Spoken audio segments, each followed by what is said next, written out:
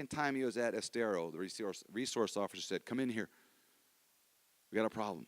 There was a kid getting beat up by his stepdad at home. And he didn't know where to go to. Oh, you're the character coach. Come in my office. They know who we are on the campuses. They know what we're trying to do on the campuses. But these are all volunteers with what we have to do and what we're trying to do. The second thing I'm trying to do, the first thing was training coaches. We're doing three-dimensional coaching. I'm just going to mention one thing about that. Three-dimensional coaching, the first level is physical. All coaches have to do that or you're going to lose. If you don't coach the physical, you're going to be a losing team. The second level, only 14% of the coaches across the nation go to the second level, and that's what's going on in the kid's life. They don't know how to deal with it. They don't know how to talk about it. They don't know what to do, so they don't go to that level. And the third level is spiritual, and only 7% of that 14% go to the spiritual level, mainly because you got to be careful what you say on the school campuses. And so God has really opened a door with athletic directors and principals. There's going to be a principal here today for Fort Myers. They have district track meet. He'll be at our next meeting. But he wanted to come here so bad, he said to tell everybody that he was sorry he couldn't make it. But one of the key things that he knows, and he actually graduated from Liberty, where I did also, and he played football there in '94. But one of the key things that we want to do is to get more effective in the schools. And he called me in his office last week, and he said, I got a guy who has a dinner theater up here. He's a Christian. He wants to do breakfast, wants to do lunch. And he goes, can you put together a back-to-school assembly? They're going to feed the kids breakfast and lunch. We're going to go into this dinner theater in the Palms Theater, and we're going to do it August 2nd. And we're going to invite he's going to help get all the principals, to get all the coaches, get all the athletic directors, to get their kids that are back in school into the sports August 2nd, because it's 2 weeks before school starts. At least get all the athletes in there. We're going to have a big, giant seminar, a big session on 2020 vision. What do we do, and what do we want to get done by 2020? 2020. It's amazing you said that, because in January of 2020, one of my youth pastors, one of my character coaches, is at First Baptist Assembly. We are doing a seminar, a Christian conference called 2020 Vision. And he knew nothing about that. So God it keeps opening the doors. And this is a principal who has instigated this. So so we want to really get to the coaches. We want to get to the character coaches in the school, which are youth pastors. We have youth pastors network, which Chad is a part of, and others are a part of. And in that youth pastor network, we have 22 of those youth pastors are in the schools. In the schools now. I can't be everywhere. I have guys like Matt. Well, not like Matt. And Matt's a champion, okay? But I got young champions that we're training, because I'm trying to get the youth pastors to understand that the most important thing they need to do is not sit at their desk all week and prepare a sermon that a lot of kids aren't going to be able to get to or going to listen to because they don't have a relationship with them. Get on the campuses, hang out on the fields, hang out on the football fields, hang out at the courts. And so I'm working on youth pastors, and I'm working on coaches to do the best that we can. Come alongside them. We have a lot of things coming up in the summer for coaches. I won't go through all of that, but I think the key thing, I just want to get to this last part. We want to be proactive, not reactive, okay?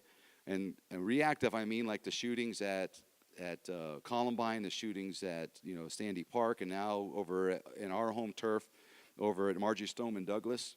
Let me tell you one sad statistic about Marjorie Stoneman. Last week, 2 kids committed suicide.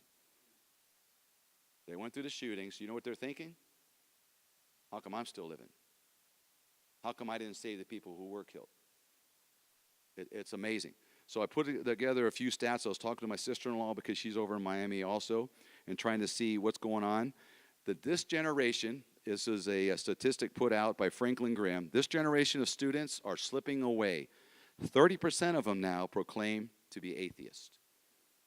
30% proclaim to be atheist.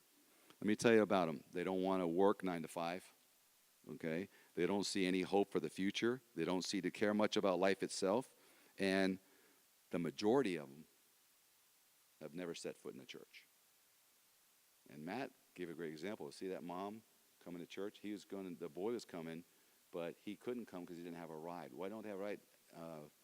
Emma was saying it too. The kids can't come to church. They don't have a ride. The parents aren't going to church. We're teaching 2 generations. We're teaching 2 generations. The parents aren't going to church. So if the parents aren't going to church, how are they going to hear? How are they going to know what's going on?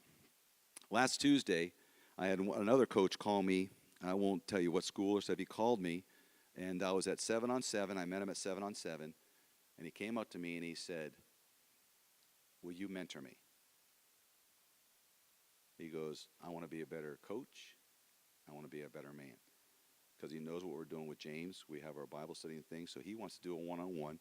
So we're starting on a one-on-one. On Wednesday, the day after, in a little meeting they were having, another coach said, can I talk to you? My wife just left me. One of the biggest problems in coaching today, guys, is the balance of relationships. That's one of the things I'm coaching coaches about. Their relationships with their wives and their families. For some reason, they get to coaching and they just can't get that balance. You know, we all do with a lot of the things with work, but coaching has no different. No different. So he wants me. We're coming alongside him. The coaching staff's coming alongside him because it's a strong coaching staff. This past Sunday, I got a call at 9 o'clock in the morning. I had a track meet this weekend from another coach. I had a track meet. I don't know how to talk to the kids. I don't know what to do with the kids. What do we do? What do we do with this? So over and over again, they see that we got the door open. We got the opportunity to make a difference in these people's lives. And, God, I can't handle this, so they call me. They call me. I get the opportunity to do it. FCA stands in the gap. It may be our last open door in the public schools. I left teaching full-time and got into youth outreach. But, again, we're just scratching the surface here in Lee County. We've got a lot of work to do and a lot of things happening. But I wanted to have this meeting. We wanted to kind of introduce FCA to the community, and we wanted to let them know that we're here. God has given us a vision. God has given us a mission. So there's another card on your table, and we call that, this is a prayer card. I want you to take that with you and pray over all these different schools.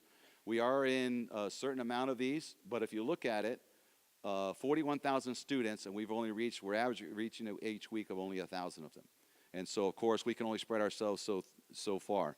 On the back of it, I call this the pledge card, opportunity or how you can get involved. But I just want to give you a couple of statistics. There are a lot of good causes out there, but I'm convinced that the best cause you can invest in is our young people. They are our future. They are the most potential for transformation. And yet, sadly, very few people are investing in the youth. You guys know that. A lot of churches don't invest in full-time youth pastors.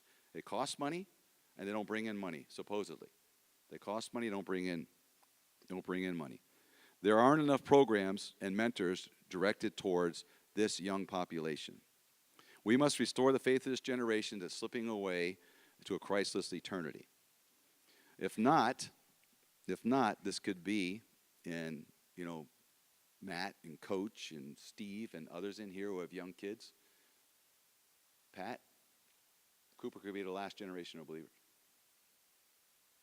Cole, last generation of believers. Emma, Maddie, last generation of believers. Because they're stopping going to church. The parents aren't taking them to church. And Satan's clapping his hands. He was clapping his hands when my sister-in-law hit the floor. Wanted to keep her quiet. God did a greater work. Emma, you might be the last generation of believers. If it's all up to you, what do you think? You're training Brooke right now. But we got parents not taking their kids, so FCA, we get on the campus. And believe it or not, for most of these kids, when I talk to football teams, we had a breakfast the other day, and James came and he brought one of the big player, Trey. And first thing he says was, I don't go to church. I don't go to church. They just don't have, there's no incentive and there's no drive for them to go to church. So I have a couple questions, and this may sound familiar to you. I have a couple questions. I got it right out of Scripture in Romans 10, 14 and 15. First question, how are people to call on the Son of God whom they have not believed? How am I going to call on them if they didn't believe? Second question, how are they to believe in him of who they have never heard? Third question, how are we going to hear without a preacher, without a character coach? And fourth, how can men preach unless they're being sent? Unless they're being sent. It's funny because James mentioned that, Carrie mentioned that at the beginning. They didn't know I was going to talk about this. How are they going to do it? It's just it's Romans 10, 14, and 15. How are they going to do it? Our goal is to get deeply rooted in the schools in the next 3 years. We're in the schools.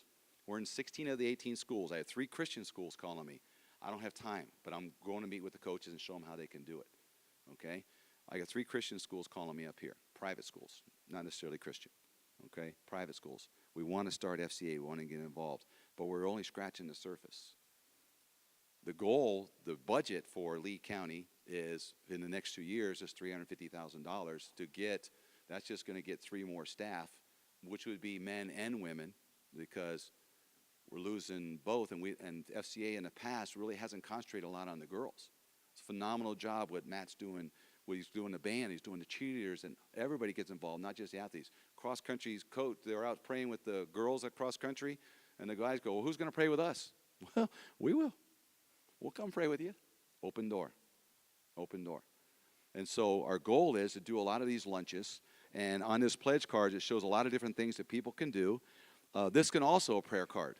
You know, it's $350,000, but the total budget for Lee County, the size of Lee County, okay, which is the size of all the 3 counties all around us and doubled, is $600,000 to be fully staffed. Okay? But we're missionaries. We're missionaries. This is the hardest part. I was asked to do this job year after year after year. 2 years ago, I said no. I don't like asking for money. I love it when I go to youth pastors and we're all sitting around the table and they're the lowest paid at the church. And they do so much work. They're the lowest paid, the lowest position, and everything else. But they get to me and I'm like, well, I got to raise my own funds. And they get a breath of fresh air. Oh, well, at least I don't have to do that. Don't have to do that. But all I do is, hey, we're investing in eternity. We're investing in eternity. How are we going to get the gospel to them? How are they going to hear unless we send some people to go? Okay? We have 3 different sections of the county. We have all these high schools you'll see on the other card. And what we want to do is the best investment to make is in our young people. Okay? We got to build a team that will seize the opportunities. We need champions, as Matt talked about our champion acronym. We need champions to take the lead in Lee County and take FCA to the next level. You have a chance today to make a significant investment in eternity. I want you to think just 1 minute about your investments. How many of your investments are going to last eternity? In fact, I'll tell you what I tell the kids. We talk to the kids. I go, kids, let's pick a note. What is your favorite things in life? They write down all these different things, and I'll put it up on a chalkboard. Here it is. Here's all your different things. Okay, then I grab the eraser, the dry eraser, and I'm like, okay, so what can't be taken away from us? Guess what happens to that chalkboard? It's a whiteboard again. Every single thing in life can be taken away. The only one thing ever remains on the board. You know what it is? Our faith. Our faith. Jesus Christ. That's it. Our faith, Jesus Christ, our God, or we put them all in the same thing. That's the only thing that can't be taken away. So when we do investments, we're investing in eternity. You want to leave a legacy? I don't want to leave a legacy. I don't want people to remember me. This is a song on the radio. I want them to remember Jesus. I want them to hear about Jesus. Hey, they got free will. And the confusion today, guys, when kids saying they're atheists, I like to tell the kids when they tell me they're an atheist, I go, I don't think there's any such thing. And I go, why? And I go, because why you even mention God's name if you don't believe in him? Okay, you got to believe there's something there to not believe in him. So there's no such thing as an atheist, what I tell them. It gets them all rattled. They don't know how to answer that. They go home and think about it. They'll go on the internet. They pull out their phones and try to figure that out. Okay? But that's just Satan's ploy. You know, Satan, there's a battle going on every